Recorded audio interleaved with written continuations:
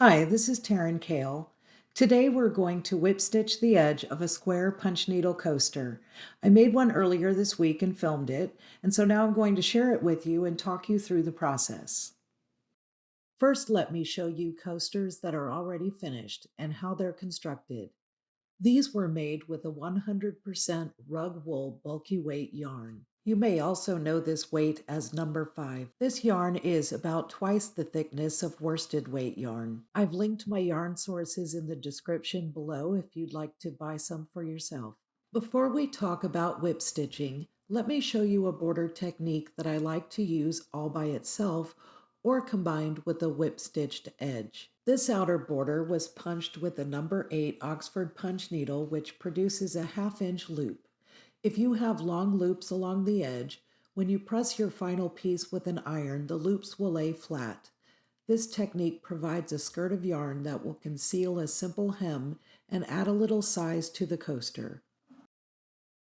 When I combine this long looped border with a whip stitched edge, the coaster will have a fun layered effect and it will also be larger. The coasters we're working with today were made from a 3.5 inch pattern that was punched with a number 10 regular Oxford punch needle. I then punched a border with a number 8 regular Oxford punch needle. I used something called a stem stitch, which is a choice and not necessarily the recommended border stitch. I just happen to like it. And finally, I've added a whip stitched edge, which adds dimension and size to my piece. Notice how my 3.5 inch pattern is now a 4.5 inch coaster. And now I'll show you how to make a whip stitched edge. For this hemming project, you will need your finished coaster trimmed carefully to at least a 1.5 inch margin. You'll also need masking tape, heavy duty scissors, embroidery scissors, quilting thread, yarn, a big eyed yarn needle, and a regular tapestry needle. And now we're ready to get started on our whip stitching. I've trimmed the monk's cloth surrounding my finished coaster at about 1.5 inches from the outer row of loops. And now I'm going to roll and fold the monk's cloth towards the bottom of the coaster, which is the flat side. Since we're going to whip stitch over the hem, I'm going to secure the rolled edge with a very sloppy basting stitch to hold the fabric together and secure the fragile edges of the monk's cloth. Don't worry about what the stitches look like. The idea is to get the frayed edges of the monk's cloth tucked into place. You may notice that I'm ignoring the corners and leaving them frayed and unstitched. This is because I will trim them after I've secured most of the hem.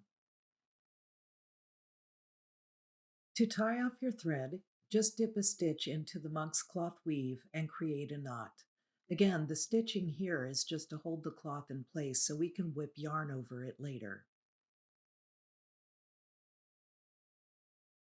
When all 4 sides of the square are stitched, you'll have a bit of a gap between your punch needle piece and the rolled part of the hem.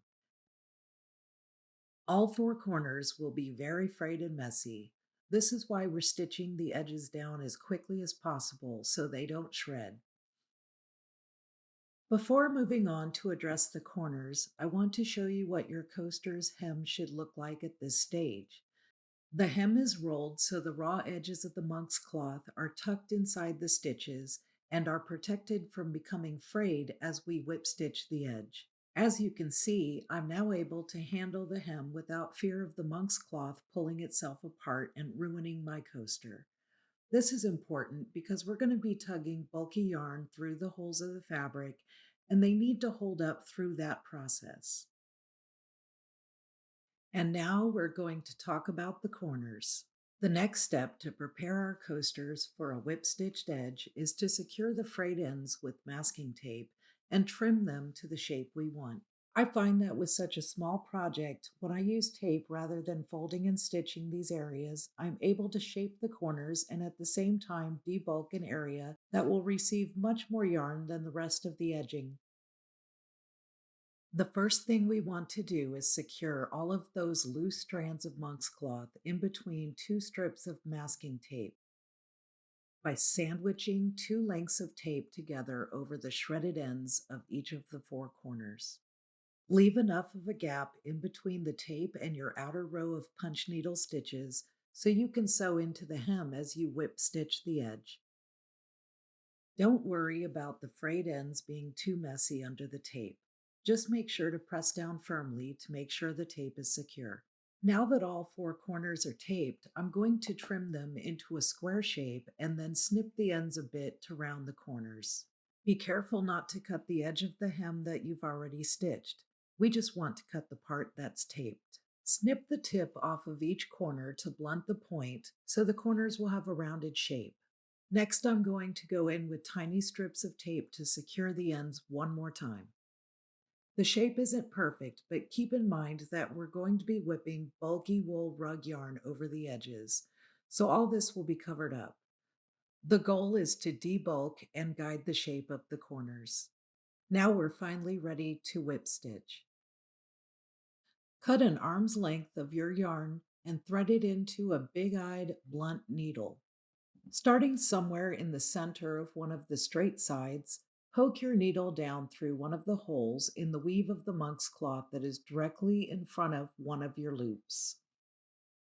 Pull the yarn through the monk's cloth and leave about an inch that isn't pulled through. No knot is needed. The following instructions assume you're right-handed and should be reversed if you're left-handed. For the next stitch, hold the extra inch of yarn in place and poke your needle through the second hole to the left of the first hole. Then pull your yarn through and repeat. Pull your yarn until you have a firm wrap around the hem, but do not pull it so tight that the hem buckles. You will end up with an uneven and lumpy edge. I will cover up the original tail of my yarn with the whip stitched edge and then continue sewing until I have about 4 inches of yarn left. To end this yarn strand, I will poke the needle through 10 to 15 of the whip stitches that I've just made and drag the end of my yarn through to bury it inside of my whipped edge. Once the yarn is pulled through, I will continue pulling on it firmly and trim it close. To start a new arm's length of yarn, I will again bury the tail inside of my whipped edge on the side closest to my punch needle loops and continue sewing into the next available hole. When starting a new length of yarn, pull the yarn through until the tail disappears inside the edge and then stop so you don't pull it all the way through. Here you can see that the next step is to poke my needle downward through the next hole in the fabric and continue whip stitching. And now we're going to talk about how to navigate around the corner. First, let's take a look at a finished coaster. Notice how I need more yarn coverage on the outer edge than I do on the inside of my whip stitch. In fact, you will need twice as many stitches as you have holes to cover the entire corner. So we're going to double up our whip stitch by continuing to stitch into the holes next to our punch needle loops and also stitch into the second hole from the loops. We want to avoid going through the same hole twice. I have tried to illustrate the general concept here. Notice that we have shorter whip stitches that don't go all the way down to the edge of the loops. That's the general idea. Alternating long and short stitches around the corner lets you have more yarn coverage on the outer edge of the corner without bulking up the inside of the corner with too much yarn. If the tape is too close to the loops to find the extra holes you need, just push or trim it back a little. Remember that these corners need to be overpacked with yarn because the pointed shape will try to separate your yarn and expose the backing fabric. If you feel that you need more stitches than are illustrated in my diagram, then go ahead and add them. The amount of stitches you need for the corners will vary depending on gauge of your yarn and the size of your hem. Your new coaster will not be flat, and that's okay. To flatten the coaster, cover it with a wet cotton towel and press it with a hot iron. Then flip and repeat.